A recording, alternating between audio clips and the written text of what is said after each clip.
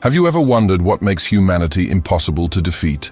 Not our strength, not our numbers, but the way we keep reaching for something beautiful, even while the universe burns. The war for Illyrian Thor had lasted 7 years. Entire fleets turned to dust. Empires calculated probabilities and found none worth saving. Yet one soldier stayed behind because he couldn't ignore the sound of a dying creature. Not a comrade, not even human, just something alive. To the enemy, it was madness. To us, it was mercy. And in that mercy, in that fragile, irrational act, the galaxy finally understood why humans terrify the void itself. Because when everything ends, we still choose to care. Before we begin, subscribe, like, and tell me from which city or planet you're watching this. This story asks one question no empire could answer. Why do humans choose mercy when war is easier?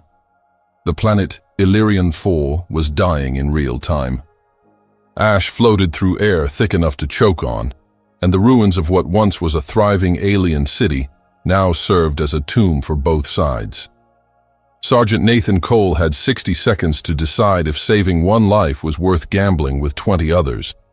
The creature trembling in the rubble ahead of him was not supposed to exist here anymore. It was a Yarhun, a Threxal war beast, covered in burns and dust, its 6 legs splayed at wrong angles.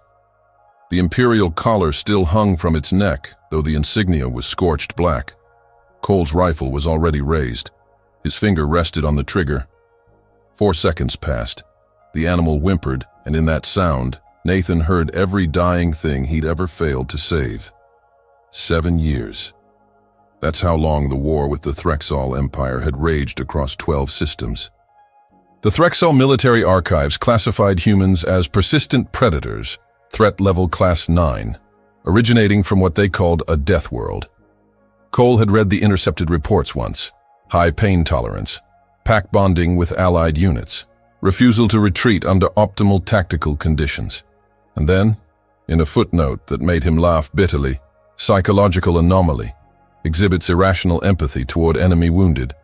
Exploitable weakness or unpredictable variable remained unresolved. Behind him, Private Maya Reyes hissed through her helmet comm. "Sarge, that thing was bred to hunt us. It's suffering. Better to end it." Cole didn't answer. He was too busy remembering the dog tags clinking against his chest. 11 names. 11 men who died on Kepler 186F because he'd hesitated on a call. He couldn't remember all their faces anymore without looking at the tags.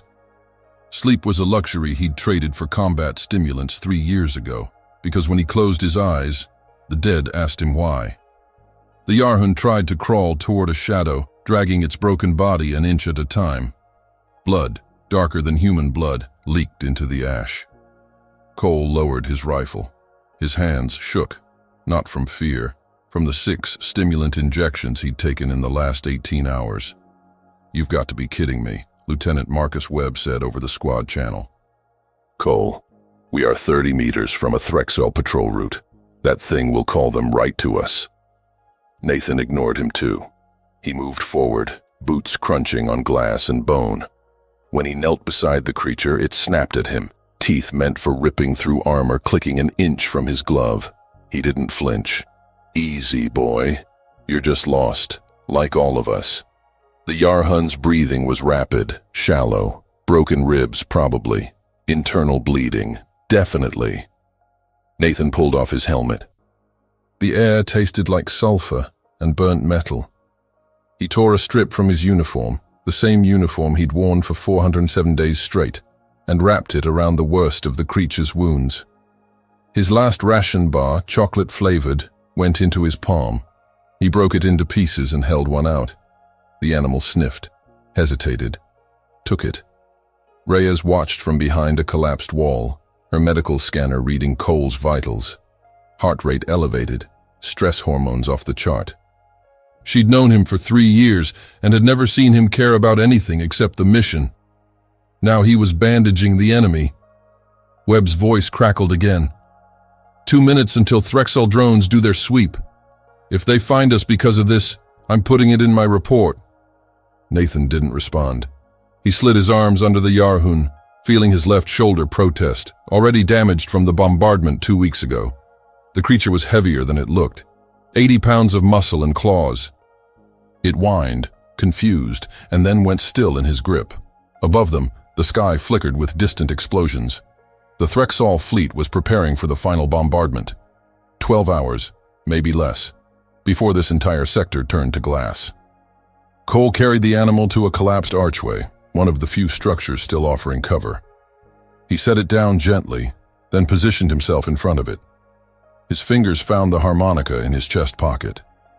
He'd carried it since boot camp, but never played it, not once, until now. The melody was shaky, rough, but recognizable. Take me home, country roads. His grandmother used to hum it when he had nightmares as a kid. Back when nightmares were about monsters under the bed, not the faces of men he'd gotten killed. The Yarhun tilted its head, ears swiveling. It didn't understand the sound, but something in the rhythm made it settle, pressing its body against Nathan's leg. 300 kilometers above them, on the command ship Eternal Talon, Supreme Commander Lekarveth watched his surveillance feed. The drones had picked up unusual behavior in Sector 7, a human soldier, isolated, injured, sitting with a Yarhun, not killing it, not using it, just sitting there, making sound. Lekarveth had lived 420 years. He'd fought 14 species across 6 centuries of expansion. Some surrendered. Most were eradicated. Humans were neither. They fought with a ferocity that defied tactical logic, and when cornered, they became more dangerous, not less. The Threxall communicated through pheromonal nodes, their squads of 20 sharing thoughts in a collective haze. Individual sacrifice was not mourned because it was not individual. A soldier died, the unit continued, efficient, logical. But this human was crying. Lekarveth had sensors that could read biochemical signatures. Tears. For what? A war beast bred to kill his kind. Capture the human, Lekarveth ordered his field commander. I want to understand this. On the ground, Cole didn't see the drones repositioning. He was too focused on keeping the Yarhun calm, whispering words that meant nothing but sounded like everything. You're gonna be okay, buddy. We're gonna figure this out. The creature licked his hand. Once, tentative, then rested its head on his knee. And in that moment, 40 light years away on Earth, Nathan's son asked his mother a question that would haunt her. If Daddy had to choose between saving a dog or saving me, what would he pick? She didn't have an answer. Nathan Cole had not always been broken. At 23, fresh out of basic training, he'd believed war had rules, honor, meaning. That was before Kepler 186F. Before the ambush that turned his platoon into a list of names he carried against his chest. He was 31 now, but his hands looked 50. Scarred, shaking when the stimulants wore off, which they never really did anymore. The Threxall field medical logs recorded by Dr. Mira Devar noted his physiology with clinical fascination. Day 407, she had written in her neural interface, human specimen displays sustained function despite trauma consistent with terminal shock in most species. Cardiovascular adaptation allows for continued operation under duress that would incapacitate Threxall soldiers. The logs classified his behavior as psychological trauma, human designation PTSD, equivalent to what Threxall medicine called logic fragmentation disorder. Expected outcome, termination. Actual outcome, subject persists. Devar was 318 years old. She had served the Threxall Empire through 4 wars of expansion, patching soldiers who felt no pain because pain was distributed across the collective unit. When one died, 19 others absorbed the loss and moved forward. There was no grief in Threxall medicine, only resource management. A wounded soldier beyond repair was euthanized, their biomass recycled into nutrient streams for the war effort. Efficient, logical, cold. She did not understand why the human in Sector 7 was singing. The surveillance feed transmitted directly to her neural node showed Cole cradling the Yarhun, his voice cracked and off-key. "Take me home, country roads, to the place I belong." Devar's instruments measured the effect. His heart rate, previously spiking at 140 beats per minute, dropped to 98. Cortisol levels decreased by 40%. Oxytocin, the bonding hormone, flooded his system. The Yarhun's stress markers mirrored the decline. "Sound with no tactical data transfer," Devar annotated, "yet it produces measurable physiological stabilization. Humans employ emotion as medicine. We employ logic. Conclusion uncertain." Lakarveth stood beside her in the observation deck, his scaled hands clasped behind his back. The Supreme Commander was ancient even by Threxel standards, 420 years of military service etched into every scar on his armored hide. He had conquered 14 species. The aggressive ones were easy. They fought. They lost. They were archived. The cunning ones were manageable. They negotiated. They surrendered. They were absorbed. But humans were neither aggressive nor cunning. They were paradoxical. Humans fought when logic demanded retreat. They mourned individuals in a way that weakened unit cohesion. They formed bonds with creatures that served no strategic purpose. And yet, they won battles they should have lost. The reports from the front lines were consistent. Humans became more dangerous when cornered, not less. When outnumbered, they innovated. When wounded, they refused to stop.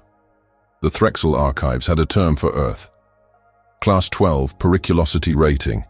A planet where gravity crushed, where weather killed, where predators evolved in such density that prey species developed endurance hunting, persistence beyond reason, and the ability to ignore pain through sheer biochemical willpower. Humans called it home. Lakarveth had watched the footage of Sergeant Cole 17 times. The hesitation when he first aimed at the Yarhun, the moment his finger left the trigger, the way he tore his own uniform to bandage an enemy asset. The Threxel word for honor translated to efficiency plus survival. There was no word in their language for what Cole was doing. "Why?" Lakarveth asked Devar. "Why does he risk tactical position for a non-sapient creature bred to kill him?" Devar pulled up Cole's intercepted communication logs. The fragments painted a picture. Messages to Earth, never sent, stored in his helmet recorder. "Hey buddy, it's Dad. I know you're probably asleep right now. I just wanted to say I'm sorry I missed your birthday. Again. The war doesn't stop for cake." Another fragment, dated 3 months ago. "I don't know if I'm coming home, Sarah. I don't know if I want to. The man who left isn't the one who'd come back." The final message was dated yesterday. "I used to think we were the good guys. Now I just think we're the ones still breathing." Devar closed the file. "He is damaged. His neural chemistry indicates severe dysregulation. By our metrics, he should be non-functional. And yet," Lakarveth said, "he functions." Below them, on Illyrian 4, Nathan felt the first drops of acid rain beginning. The sky had turned the color of infected wounds. The Yarhun whimpered, and Nathan pulled it closer, using his body as a shield. The creature's fur was coarse, nothing like the golden retriever he'd grown up with. But the way it looked at him, confused and trusting, was the same. Private Reyes crawled over, her rifle slung. "Sarge," she said quietly. "Why?" Nathan didn't look at her. His eyes were on the Yarhun. "Because I can," he said. "Because for 7 years I've killed and killed and killed, and I'm tired of it. Because this thing didn't choose to be a weapon. It was made into one, like me." Reyes sat down beside him. Her scanner showed Threxal biosignatures approaching. 3 minutes out, maybe less. "We should move." Nathan shook his head. "He's too hurt. Won't make it." "Then leave him." The words hung in the toxic air. Nathan finally met her eyes. "If we leave everything behind that's inconvenient, Reyes, what the hell are we fighting for?" She didn't have an answer. None of them did anymore. The war had stopped making sense around year 3, when both sides realized they were fighting over systems neither could fully colonize. Pride, then. Territory. The usual reasons empires gave for stacking bodies. Lieutenant Webb's voice cut through the comm. Patrol confirmed. 20 Threxal soldiers. Full combat load. They've seen us.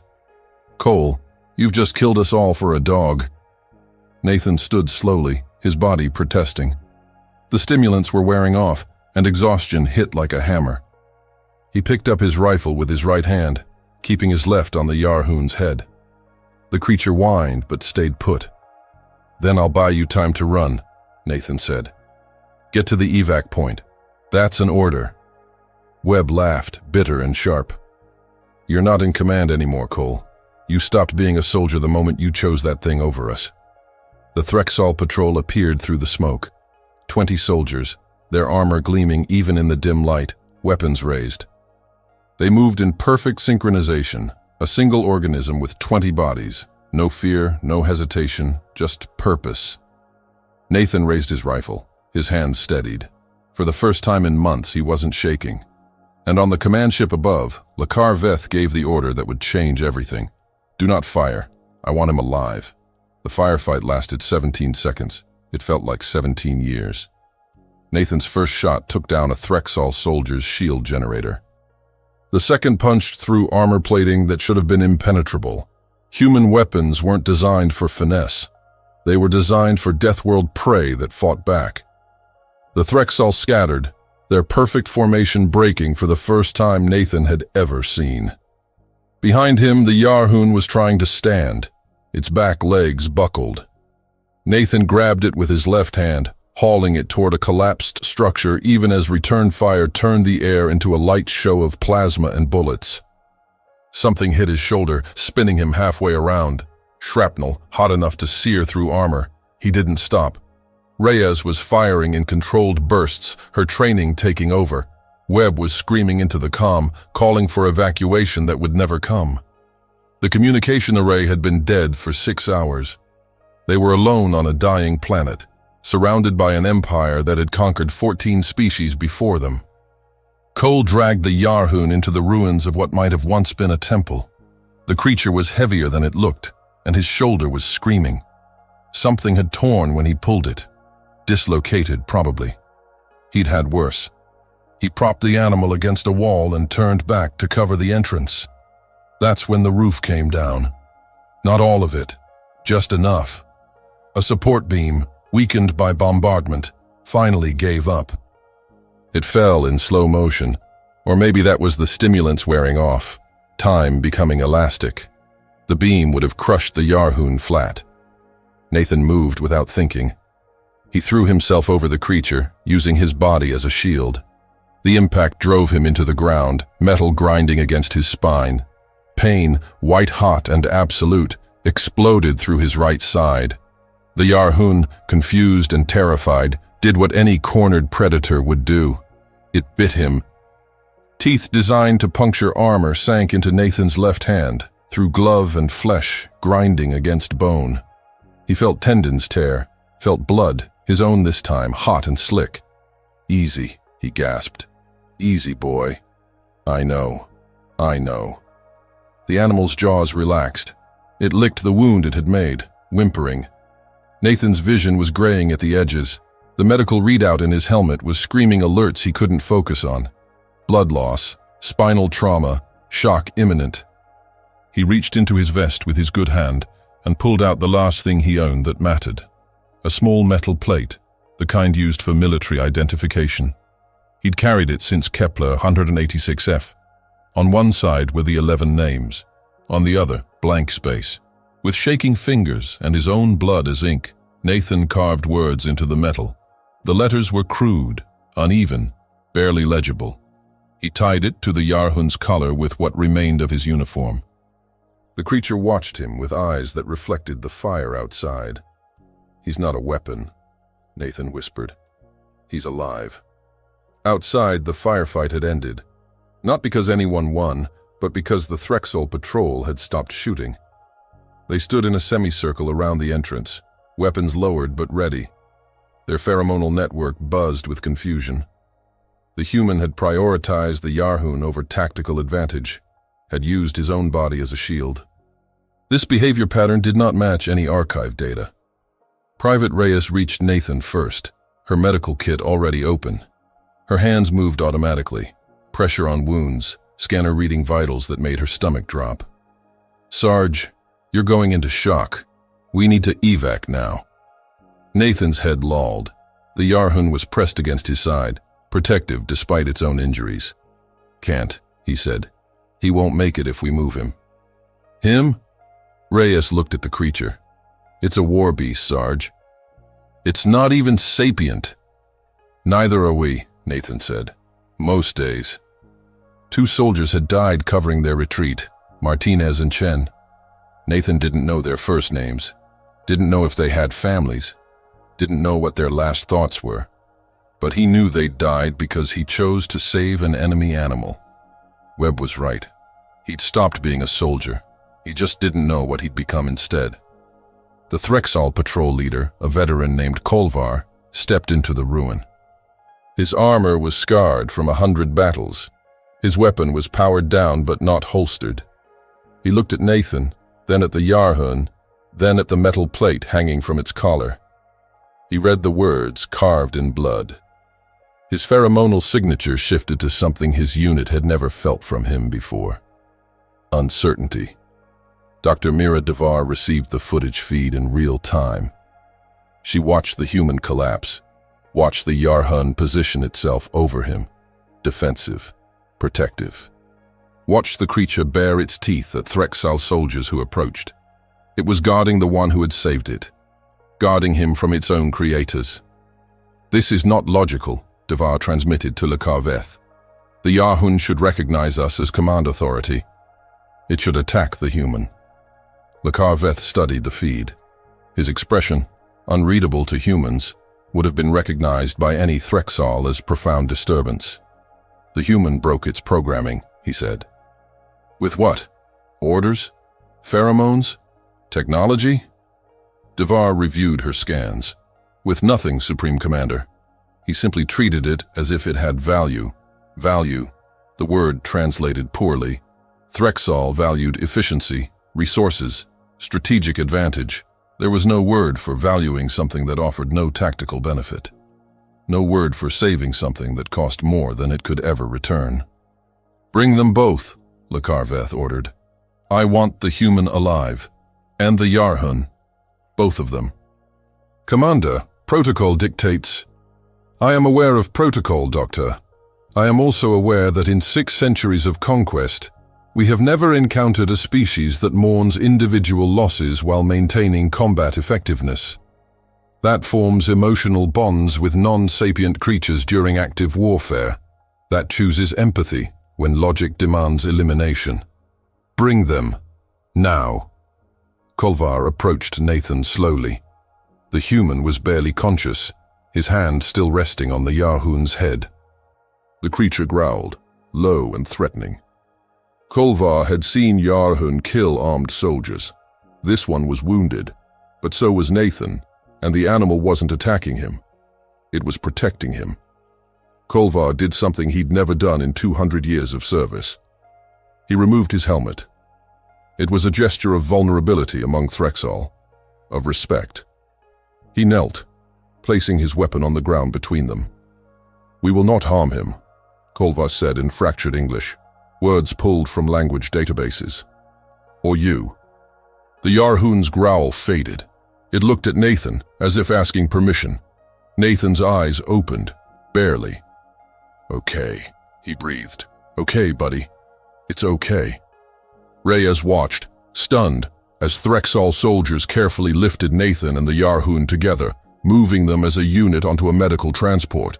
Webb stood apart, his rifle still raised, his face twisted with betrayal and confusion. "This doesn't make sense," Webb said. "None of this makes sense." Reyes looked at him. "When did any of this ever make sense, sir?" They didn't have an answer for that either. On the transport, as Nathan's consciousness finally slipped away, he felt the Yarhoon's weight against his chest, felt its heartbeat, fast and scared but steady. Felt something he hadn't felt in 7 years. Not hope, not yet, but the absence of despair. And for a man who'd been drowning in darkness, that absence was enough. Above them, Lakar Veth watched the transport dock. He turned to Devar. Prepare your best surgical team. Use whatever resources necessary. I want them both to survive. And if they don't, then we learn nothing. And this war continues until we're all ash. The human called his action mercy. We called our conquest honor. I am beginning to suspect we never understood what honor meant. The surgery took 6 hours. It should have taken 2. But Threxel physiology and human physiology were not compatible, and Devar was working with anesthetic doses that were educated guesses at best. Nathan's right arm was unsalvageable. The shrapnel had severed the brachial artery, shattered the humerus, and torn through muscle tissue beyond any hope of regeneration. Devar had 2 choices: attempt a reconstruction that would likely kill him from shock, or amputate at the shoulder and hope his death world biology could handle the trauma. She chose amputation. It was the logical decision. It was also the first time in 318 years she'd made a choice that felt like a betrayal. Nathan woke up screaming, not from pain, though there was plenty of that. The Threxel anesthetic was crude on human neurochemistry, leaving him half-conscious, trapped between nightmare and reality. He saw the surgical lights and thought they were interrogation lamps, saw Devar's scaled hands and thought they were torture implements. Thrashed so hard the restraints cut into his remaining wrist. The Yarhun, secured in an adjacent medical pen, heard him. It began to howl, a sound that made every Threxal in the medical bay stop. The creature threw itself against the barriers, claws scrabbling, trying to reach Nathan. Devar's staff raised stun weapons, ready to sedate it permanently. "No," Devar said. Her hand went up, stopping them. "Release it." "Commander, that violates—" "I said release it." The barriers dropped. The Yarhun bolted across the medical bay, leaping onto Nathan's surgical table. It planted itself across his chest, licking his face, whining high and desperate. Nathan's screaming stopped. His eyes, wild and unseeing, focused on the creature. His good hand came up, shaking, and buried itself in the coarse fur. "Ghost," Nathan whispered. "Hey, Ghost. Good boy. You're okay. You're okay." Devar watched her monitors. Nathan's heart rate dropped from 170 to 105 in 30 seconds, cortisol levels stabilizing. The panic attack was ending, not because of medication, but because of the animal's presence. She pulled up her neural log and made an annotation. Human subject responds to non-sapient contact with greater efficacy than pharmaceutical intervention. Emotional regulation achieved through bond formation rather than chemical management. We have been treating our soldiers incorrectly for 600 years. She sat down then, overwhelmed. In all her centuries of service, she'd never questioned Threxel medical doctrine. Wounds were physical, treatment was chemical. The idea that connection could heal was not in any database. It was not logical. And yet here it was, measurable and undeniable. Lakar Veth entered the medical bay. His scales, usually a deep emerald, had paled to a lighter shade. It was a stress response he hadn't experienced since the war with the Velkari, 180 years ago. He looked at Nathan, at the amputated arm, at the Yarhun curled protectively over him, and felt something he could not name. His pheromonal node reached out to his command staff across the fleet, seeking consensus, and for the first time in his command, found none. They were as confused as he was.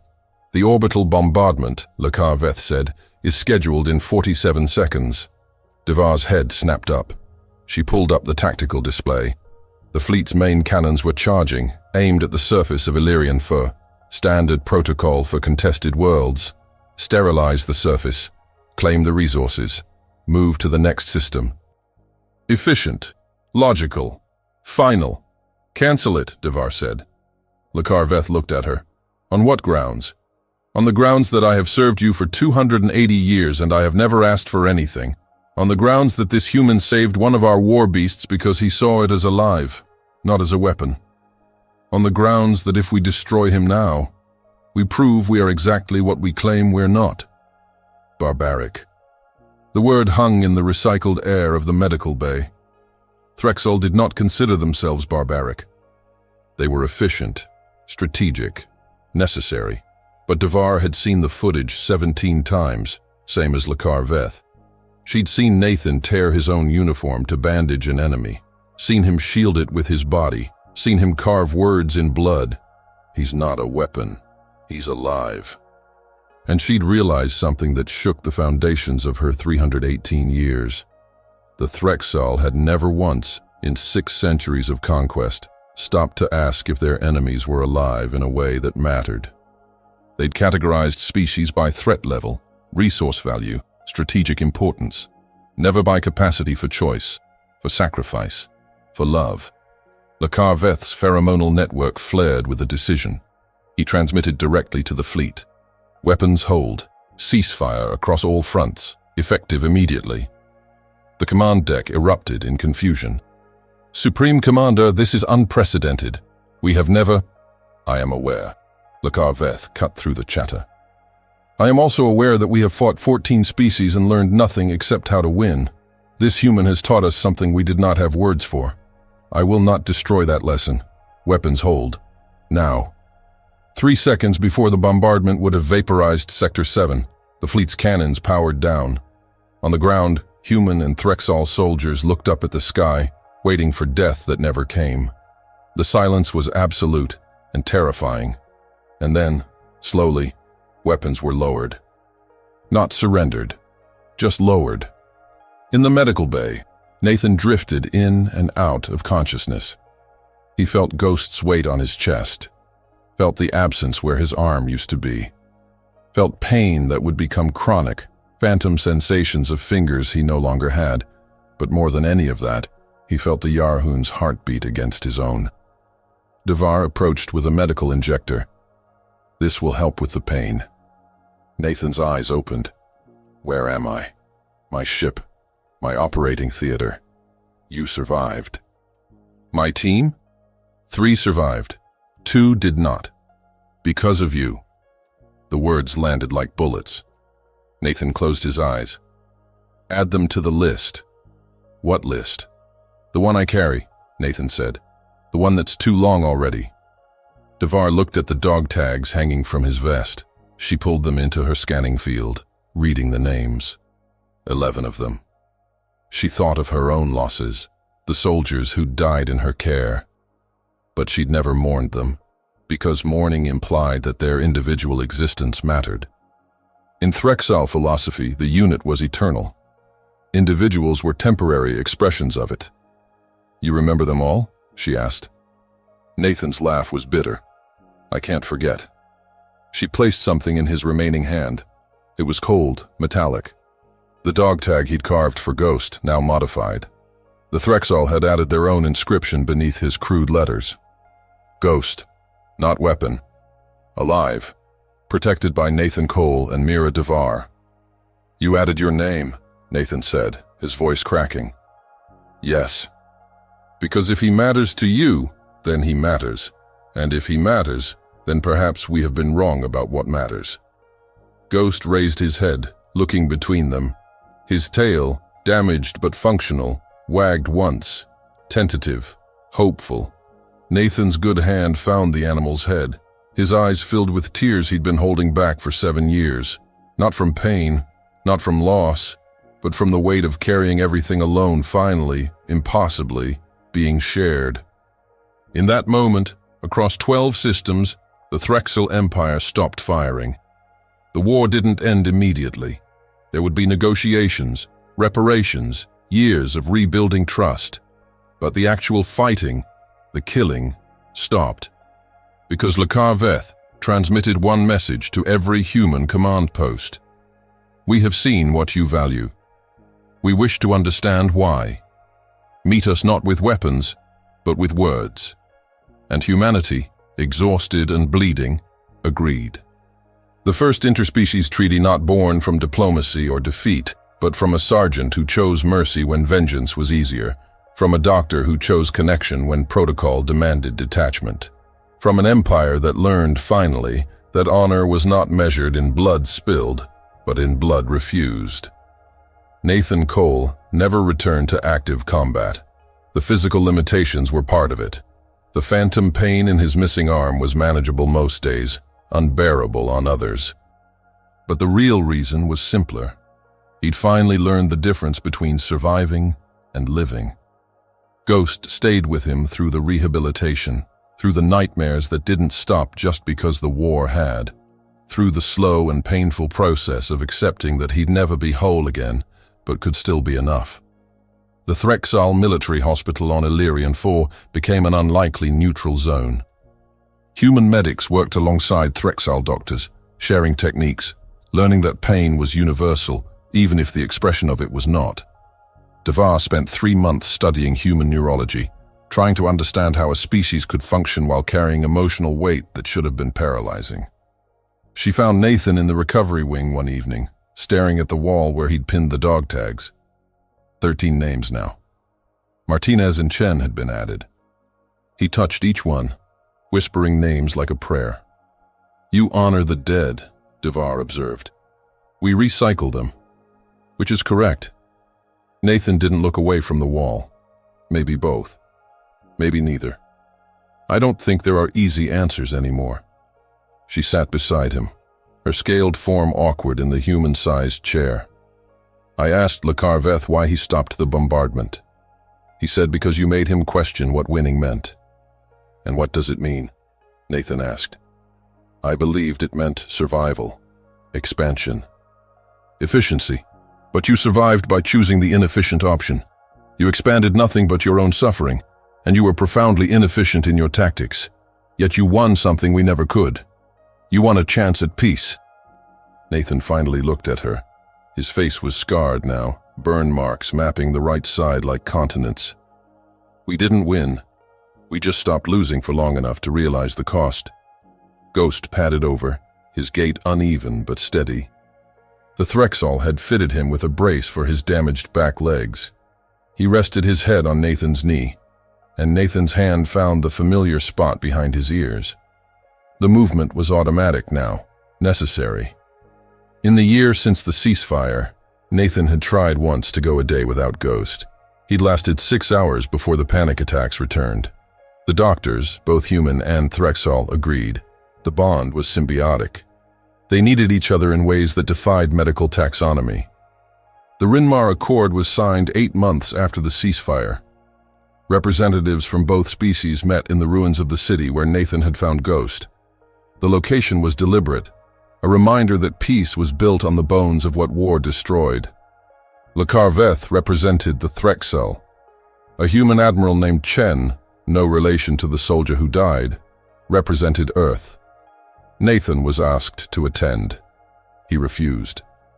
"I'm not a symbol," he told the delegation. "I'm just a guy who couldn't pull a trigger." But they put his name in the treaty anyway. The Accord of Rinmar, initiated by the actions of Sergeant Nathan Cole, who demonstrated that the strength of compassion exceeds the strength of conquest. In Threxal culture, the word for warrior gained a second translation. One who chooses when to fight and when to heal. Private Maya Reyes visited Nathan before shipping back to Earth. She'd been promoted to sergeant, though she said it felt like a consolation prize. She found him in the courtyard that had been converted into a memorial garden, Ghost dozing in a patch of artificial sunlight. "I adopted one," Reyes said, sitting down beside him. "A Yarhun. The Threxal were going to euthanize him. I thought about what you said, about leaving behind what's inconvenient. I decided I was tired of leaving things behind." "What did you name him?" Nathan asked. "Hope." Reyes smiled, small and sad. Seemed appropriate. They sat in silence for a while. The kind of silence that soldiers share when words would diminish the weight of what they'd survived. "Webb put in for discharge," Reyes said eventually. "He couldn't reconcile what happened. Kept saying you broke the rules, that the rules were there for a reason." "He's not wrong," Nathan said. "I did break them. I got people killed. You also stopped a war. Nathan shook his head. I stopped one battle. The war stopped because people on both sides were too tired to keep killing. I just happened to be the excuse they needed. That's more than most people do in a lifetime, Sarge. Maybe. Nathan scratched behind Ghost's ears. Or maybe I just got lucky that my breakdown looked like courage. Rhea stood to leave. She saluted, crisp and formal, and Nathan returned it with his left hand, awkward but sincere. Take care of yourself, Sarge, and take care of him. After she left, Nathan sat alone with Ghost in the fading light.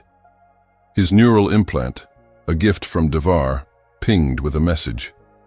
It was a Threxall educational broadcast, something they'd started transmitting across their empire. The subject: why humans were granted a seat on the Galactic Council despite being a relatively new spacefaring species. The answer, delivered by Lakaveth himself, was simple. Because they taught us that honor is not measured in blood spilled, but in blood refused. They taught us that survival without purpose is not life. They taught us that the strongest act is not domination, but the choice to show mercy when vengeance would be easier. We have conquered 14 species in 6 centuries.